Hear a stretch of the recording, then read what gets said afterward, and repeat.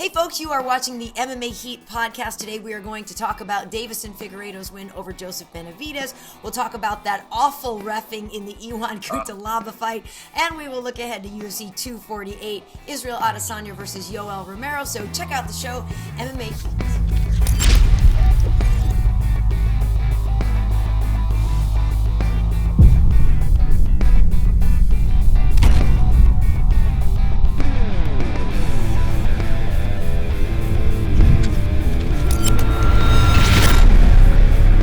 Welcome to the MMA Heat podcast. I'm Karyn Bryant. I work as a UFC anchor. You see me a lot on UFC on ESPN events, and of course, been here at MMA Heat for years and years. Alan, who are you? I gave it away a little. What's up, guys? I'm the other host of the show, Alan Jouban. I'm a UFC welterweight. I've been in UFC for, God, it seems like a long time now, 5 or 6 years probably. And you probably know me from that. You might also have seen me in some modeling ads, some acting jobs, but I get around. I'm here in LA, and we've been doing the show for a while. So if this is your first time tuning in, please like it, subscribe, whatever you got to do. We've been doing the show for quite a while, and we love having new followers. Yes, you make a very good point, Alan. People can find this as an audio download at MMA.audio. You can also sometimes find this over on IGTV. But if you are here watching this on YouTube, yes, definitely hit the subscribe button. All right, well, so I want to get right into it, Alan, because I know we had a title fight thingy, and I want to get to the title fight thingy, but honestly, the thing that pissed me off the most in Norfolk was that refereeing in the Cutelaba Ankalaev fight. Kevin McDonald's, I don't want to roast you here, but dude, my man, what were you thinking? Alan, that made me absolutely crazy. I was Instagramming live, okay? I was storing this fight because I knew it was going to be a barn burn. Let's get to the beginning of the fight real quick. Cutelaba is a guy, he's a very intense fighter, right? We've seen it. And then might I add, Karyn, a very well-dressed fighter. Have you seen I think so, too. He's sharp. He wears nice suits. His suit game is on point because you see a lot of UFC fighters trying to play the Conor McGregor role, and you can tell they've never been fitted for a real suit before, and they're baggy on the bottom or long on the... Cutelaba, he's been fitted. His suits are nice. They're impeccable. He's got 5-piece suits, 3-piece suits. He's got everything. I just wanted to add that in there. Keep that up. I enjoy watching the fashion attire that he has going. For sure. Personality-wise, this man is uniquely intense in every fight. We've seen that in stare downs. We've seen it in the fights. Coming into this fight, he about wrestled his opponent when Bruce Buffer was just calling his name. But the he marched over the ring. Yeah, they had to get people in there to break it up.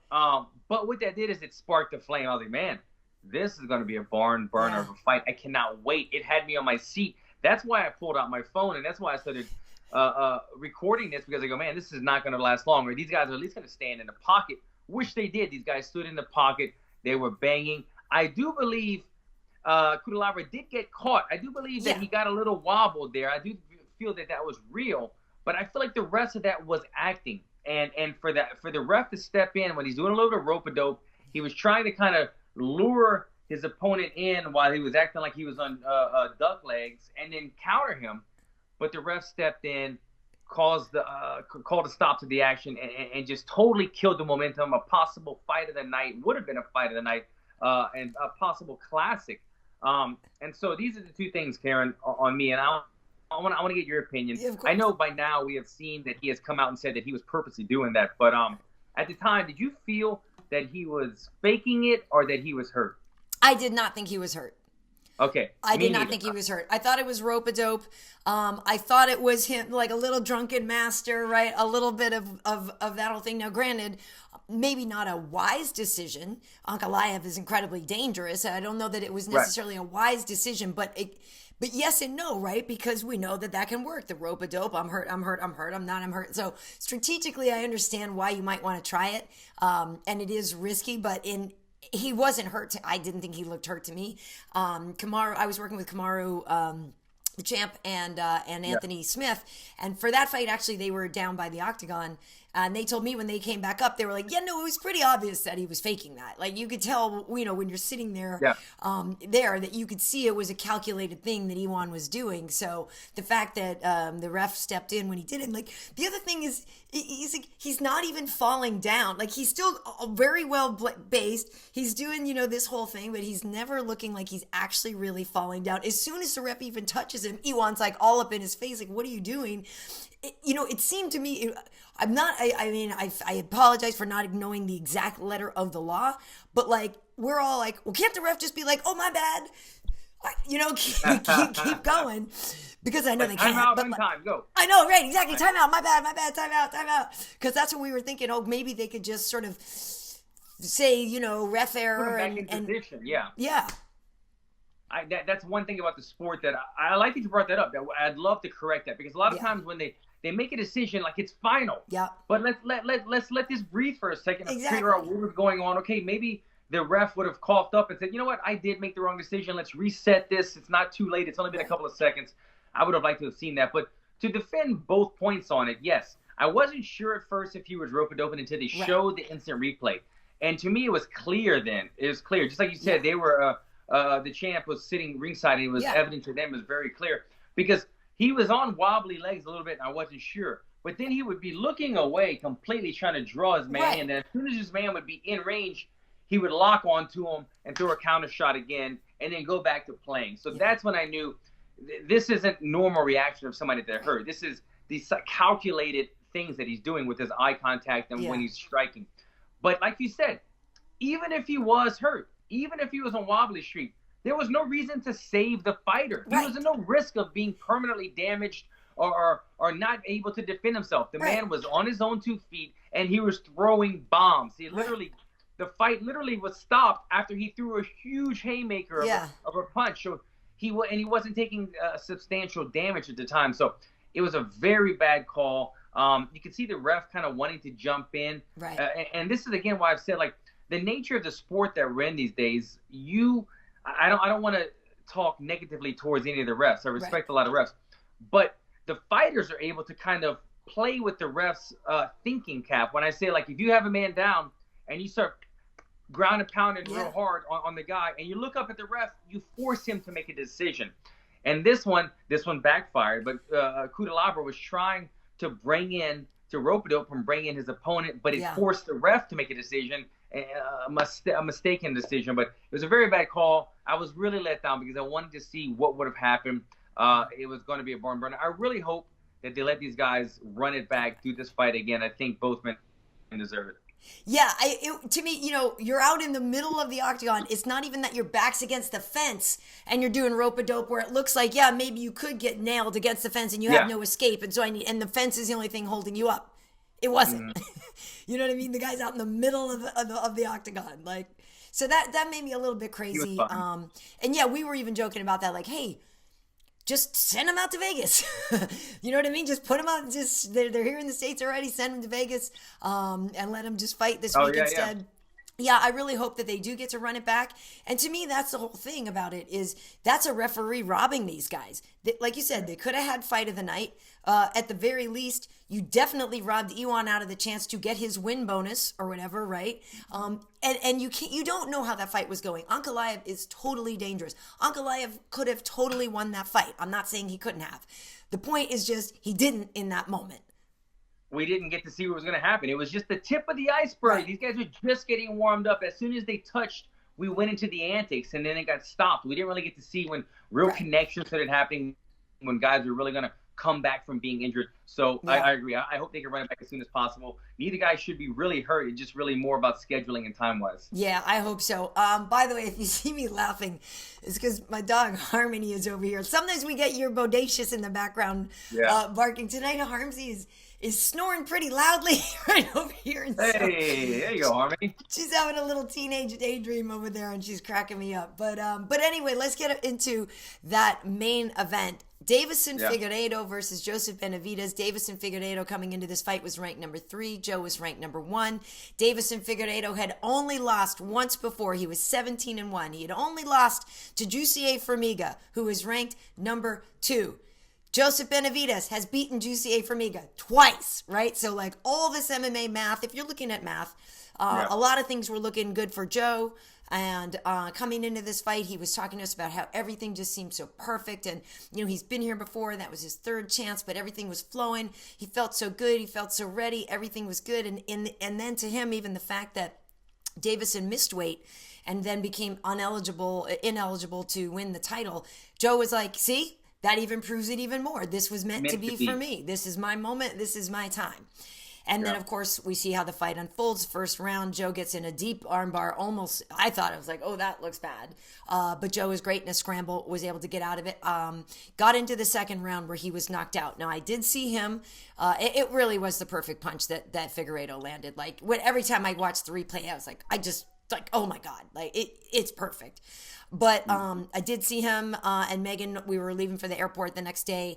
And he did say that, the headbutt really did kind of mess him up, right? So I don't, you remember that happening, and then he never really fully recovered from that, and that led to the demise, which just is, it sucks. It sucks. And I don't want to take anything away from Deiveson because he had a great performance as well, but when you don't make weight, it's a problem.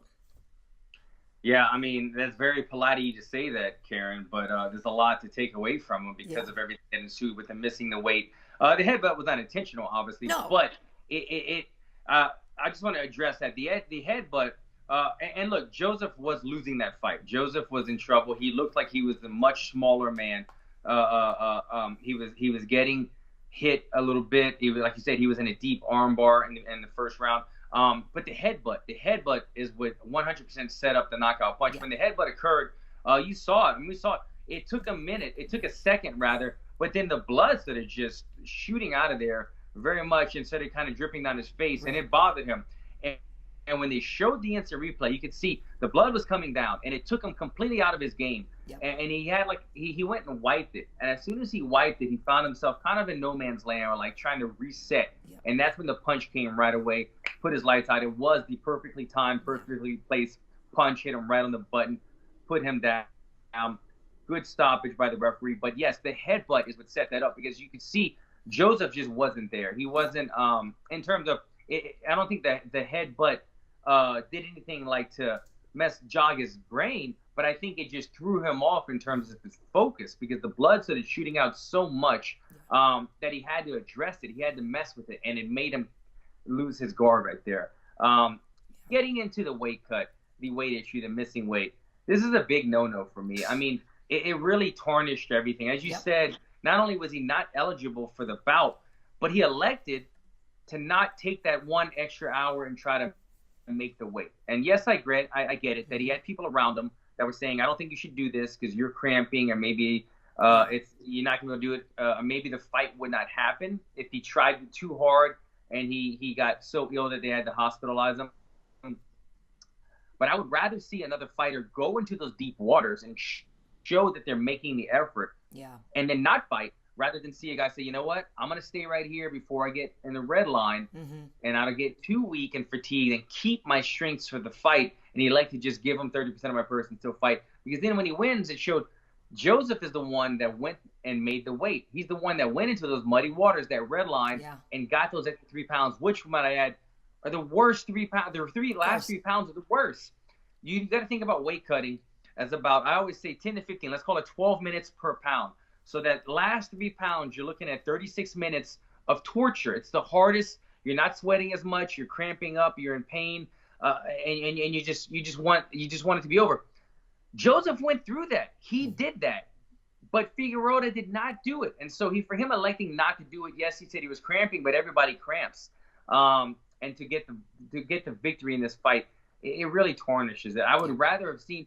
Karyn, correct me if I'm wrong. Did I see somewhere reportedly that Ian McCall was called in to make weight? Is that true or not? I cannot believe that to be true. I think that was just Ian trolling.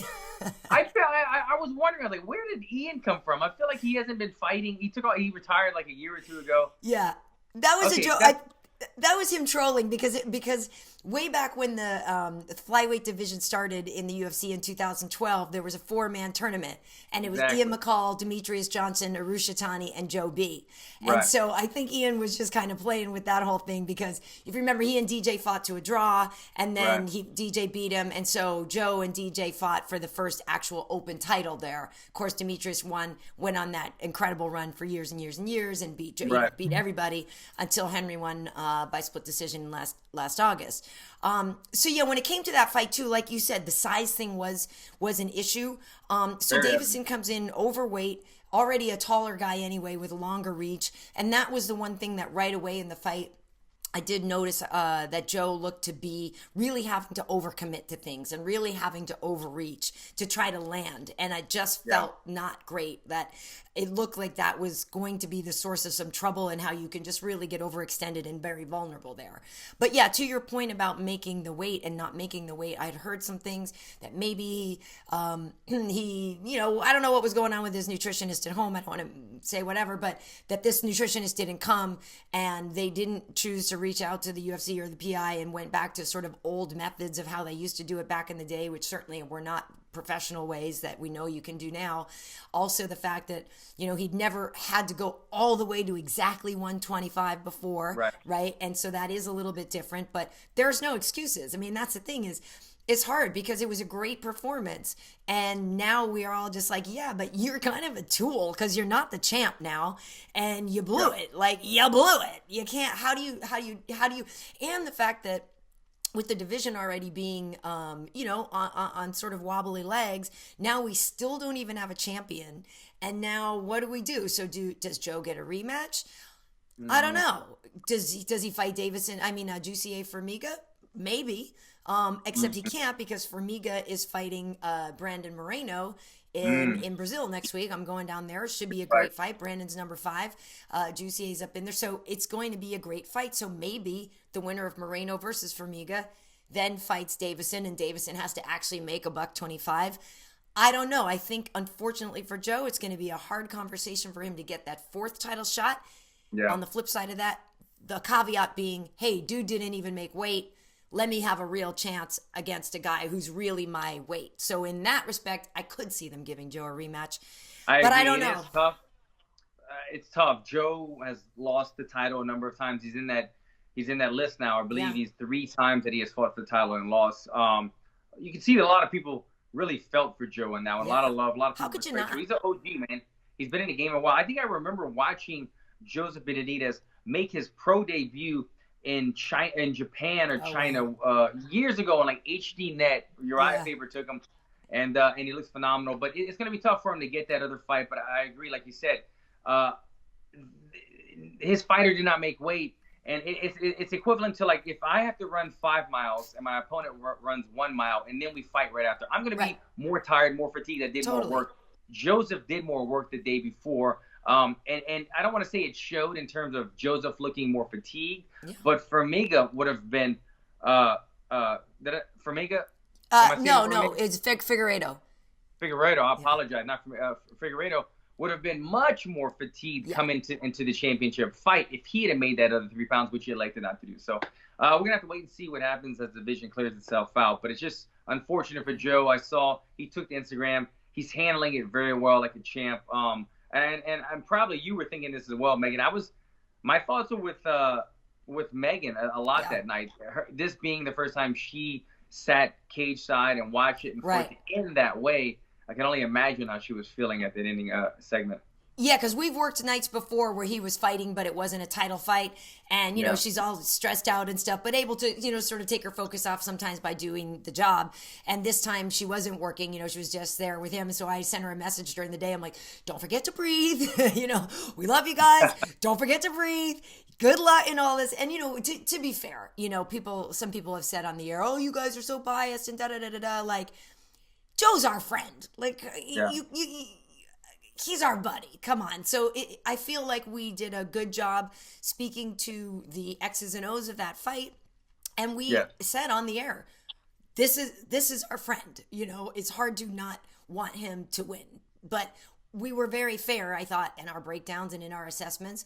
And it did suck though watching it. And I look over at Anthony and Kamaru at one point. And I was like, I don't know if this is going well, and you just don't feel good, because we know how hard he's worked. And that's the whole thing about him, is to have been at such a high level in that division for so long. Like I said, it was 2012 when they first did that tournament. Wow. So it's just hard, even if he's not your friend, even if he's not, somebody you're rooting for, just to see how hard somebody works and to work their way up and get a little back down, and work your way up and get back, it's hard not to like root for that story of, like, you know what I mean, of getting that redemption. So it's just tough. It was tough all around. But yeah, to your point, they were handling it well when I saw them, as we were on the same shuttle going to the airport. But man, it sucks. They're crazy bummed, obviously, and it's going to take a while to heal. It definitely will.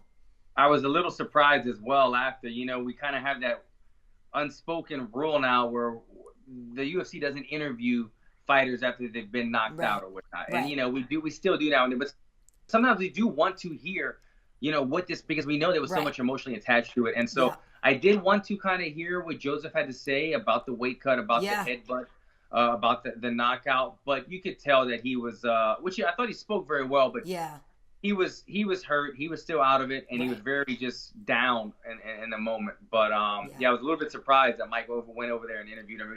He wrapped it up real quick. I think you could tell Joseph did not want to be on the mic for too long. Right. Yeah, and to be fair, a lot of time that is, on our side of it, that's our job, and we have to, we got to do what the producer is telling us to go do.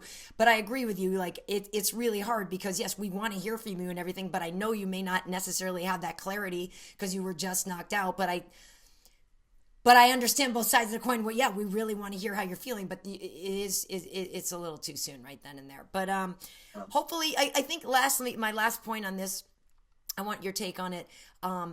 I think also what's upsetting some people is the fact that Deiveson didn't seem more upset about missing weight.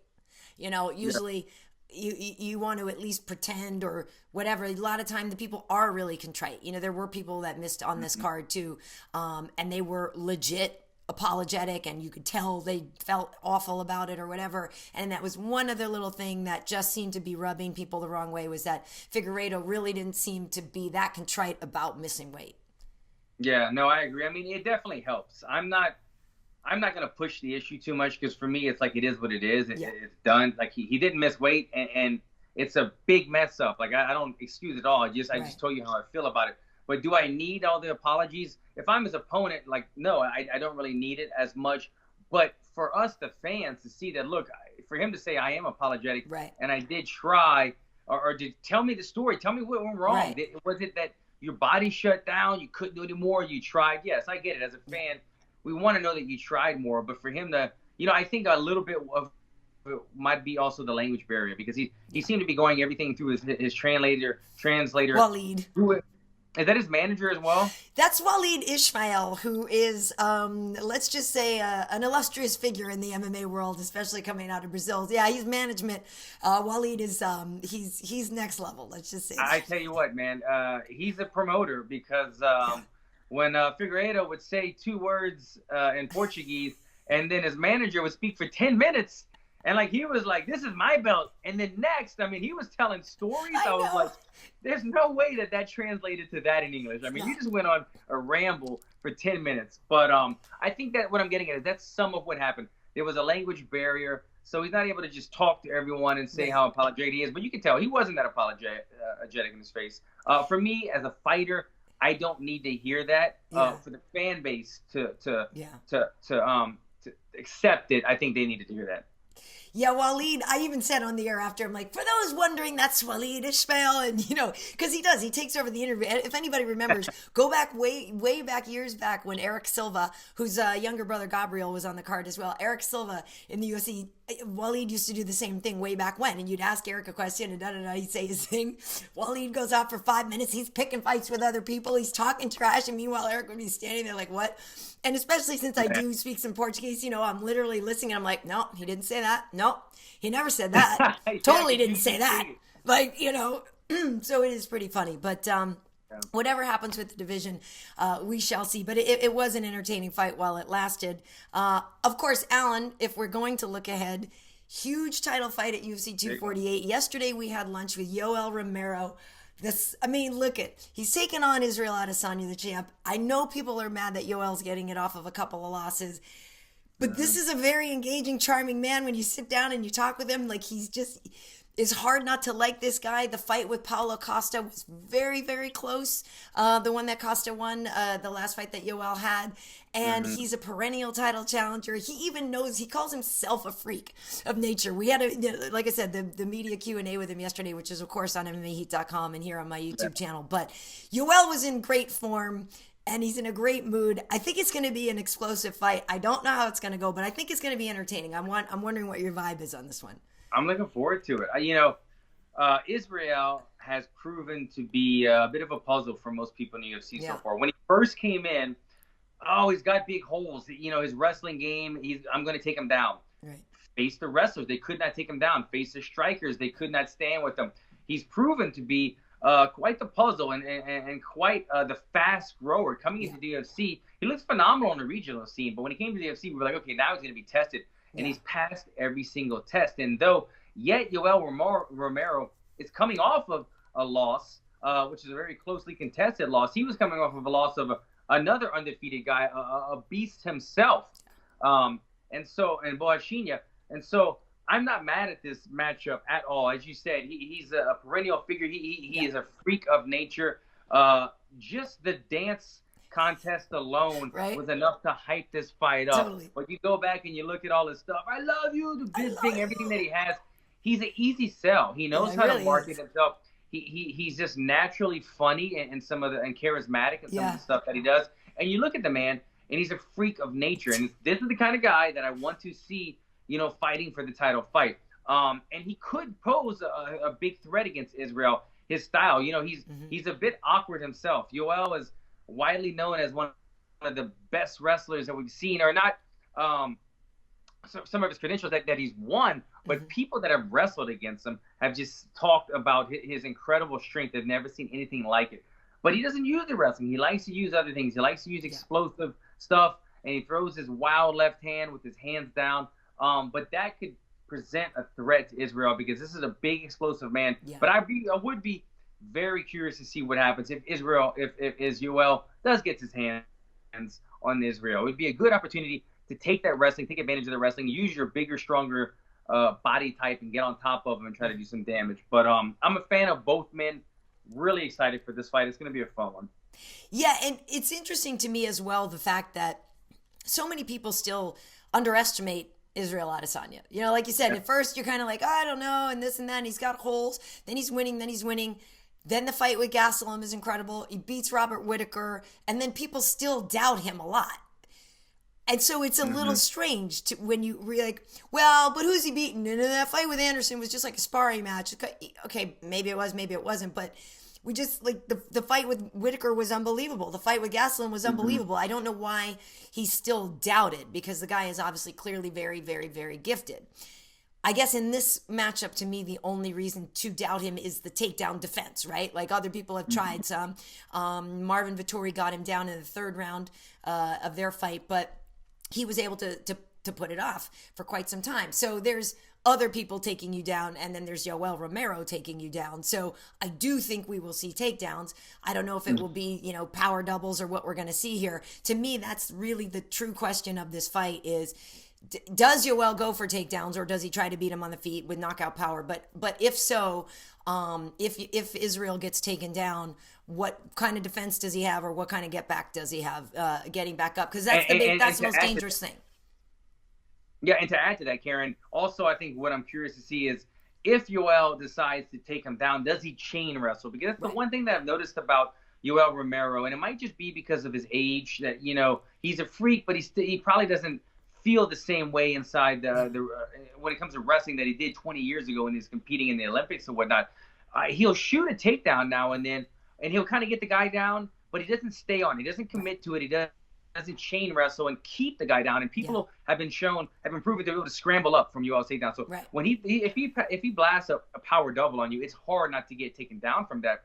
But if he's going to commit to it, and if Israel gets back up, is he going to take him down again? Is he going to stay in there? Because Yoel likes to take you down when you get back up and throw a wild punch and then be done with it. He shot the takedown. But I believe if he chains wrestles on Israel, he'll have some success and be able to take him down a little bit longer, or hold him down a little bit longer.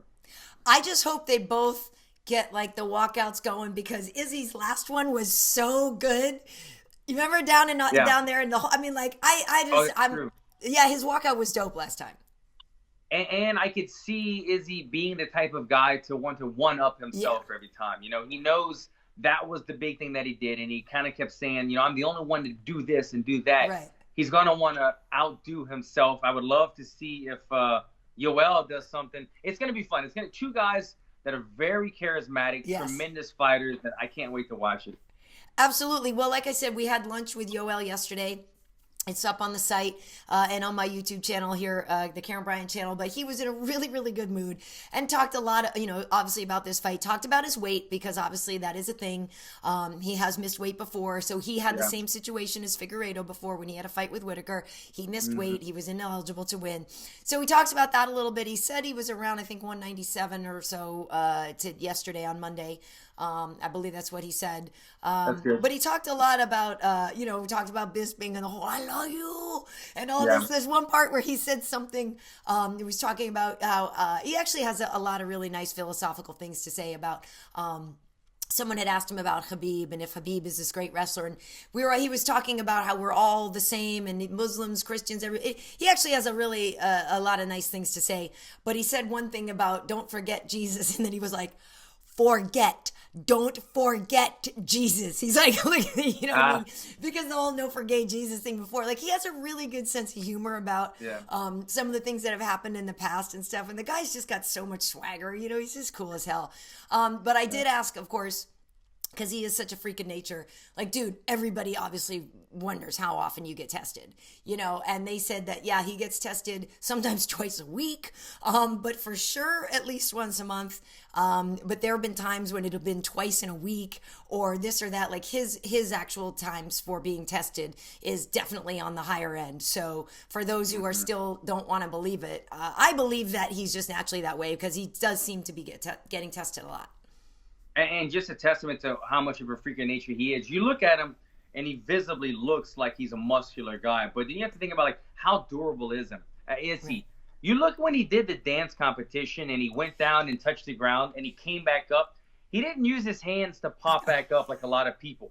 His feet, his legs alone, his leg strength alone, had his hands up here, brought him back up. I was shocked. I would have blown both my ACLs trying that out. He had so much strength. It was like he was on one of those ice skating workout devices. He just slid right back up to his feet. I was shocked by that. I mean, he just showed the kind of strength that he possesses. In jeans, Alan. He was in jeans, too. I know. I can't do anything in jeans. He does that. Dude's a freak. I'm curious about your take on the strawweight title. Of course, the champ, Zhang Weili, taking on Joanna Jedrzejczyk. Joanna obviously has a lot of pop on her punches. She's got that reach advantage in there. She's so technically savvy. But I don't know in this case how much damage she's going to be able to land on Zhang. To me, she's such a tough, durable woman, and she is incredibly fast too. If you watch any of the footage that you see of her training, Zhang is very, very, very fast. And we keep using the phrase bulldoze the bulldozer, but what she did to Jessica Andrade makes me fear for a lot of people when they come up against her. I guess I'm curious what your take is the idea that Joanna's just going to really have to keep her at the end of that jab, keep that distance. I'm curious what we're going to have to see here. So I think Zhang Weili, she looked phenomenal against her last fight.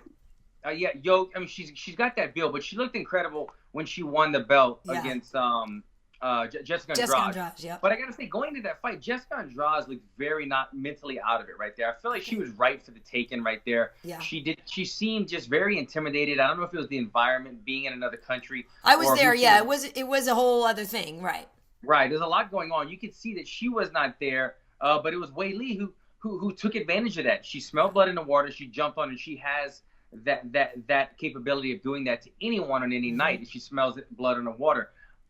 Going up against Jedrzejczyk, I think it's not going to be so easy against Jedrzejczyk. Jedrzejczyk's a master of distance. She's got very good striking at far. She keeps people at bay. I don't know if she's going to have the type of power to put Weili away. But I feel like she could get her in a point fighting match when the fight slows down, second, third round, and get it in a distant point fighting type fight and take it 5 rounds and win this fight. So yes, I do think Joanna has the opportunity to win this fight at a decision. I do think Weili has a capability to end this fight early in the earlier round. She has that build like a Jessica Andrade or a who's the other one, that the other Brazilian girl that used to always fight Joanna Jedrzejczyk for the title. Oh, Claudia Gadelha. Claudia, thank you very much. Claudia Gadelha, both women, very built, much like Weili, but both of those women weren't as explosive, I don't find. I feel like she's a much more explosive and compact fighter than we've seen in the division. She's got a mix of both of the best worlds. So yes. It'll be an intriguing fight. But I think that we could see a 5-round decision. Not sure which way it's going to go. Yeah, that makes a lot of sense. I do love watching Joanna fight. I love her teep kicks. I mean, she's just so fun and so feisty, but I think I agree with you on that one. I don't know if she would be able to knock Zhang Weili out. I do think the reverse could happen, though. I do think that we should see some takedowns in this fight. If I'm coaching the champion, I'm going to say take her down, because we've definitely seen that is the place. If there is a hole in Joanna's game, she's so gifted, but if there is one, that's where we've seen her at least have the hardest time. So to me, strategically, it would be smart to take her down, and it seems like Zhang Weili can do that. She is so powerful. So I agree with you. Like, I could see almost like a side control elbow finish, you know what I mean? That type of thing from the champ, or I agree with you, or points from the former champ, Joanna. Yeah. Well, they're going to be fun. Also, Beneil Dariush is on that one against Drakkar Klose. So we have some fun fights on that card. Listen, I am on Brazil and London coming up, so it should be pretty fun to get back. I know a lot of people are stressing out about travel, but just for people to know, more people get the flu, right? Let's just put this virus thing in perspective. Thousands of people die from the flu all the time. So just wash your hands. And don't be a slob. Don't go coughing all over everybody. But don't be a slob out there, Alan. I mean, it's not that hard, is it? It's. I tell you what. I don't know what to think anymore. I mean, we're in the coronavirus epidemic right now, and I canceled my mother-in-law's flight from Thailand. She was coming visit us in a couple of weeks. She did not feel safe to fly. She did have a layover in Korea, and that's one of the places they said not to go right now, not to visit. So we made that. But I have a cruise coming up in a couple of weeks. Yeah. And I'm listening to Ryan Seacrest this morning, and they were talking to someone who was in quarantine from going on a Princess cruise, and they've been in quarantine for 35 days or so now, and we're leaving on a Princess cruise in a number of weeks. So I have to make a decision very soon. But I agree. I mean, I just hope this thing dies down. I hope it gets really warm weather and the virus season kind of goes away, and we can continue with our normal lives. Yeah, I don't know. I don't have like a freak out personality, but when you look at the numbers of how many people just get the regular flu and how bad that is for people versus this, it's like, it's not even comparable. It's just not even comparable. And mostly I just really like to travel, and I don't want that to stop. You know what I mean? So we were supposed to have a show in China in May, and they're not doing it. So they did. Oh yeah. In terms of planning ahead, they're not doing that one. But okay, so anyway, on social media, I'm Karyn Bryant on Twitter and on YouTube. It's KarynBryant. Of course, you can follow MMA Heat across all platforms as well. On Instagram, though, I'm KB Heat. So we have MMA Heat and KB Heat. Alan, where can people find you? Yeah, and along with that, guys, give me a follow at Alan Jouban across all my social media. Check it out. Also, and lastly, I should remember, we also have Mark Madsen. He's on this card in Vegas this weekend. We have a No Wrong Answers with him. If you guys haven't seen No Wrong Answers before, they literally pull questions out of this bag. They're random. Some of them are fight-related. Some of them aren't. And you get to know the fighters a lot better based on that. So we are having one with Mark Madsen as well. So get to know the guy before he throws down for the second time in the UFC. But thank you so much for watching. And also, again, you can find the audio download on MMA.audio. I'm Karyn Bryant saying thank you. I'll see you next time. Thank you, guys.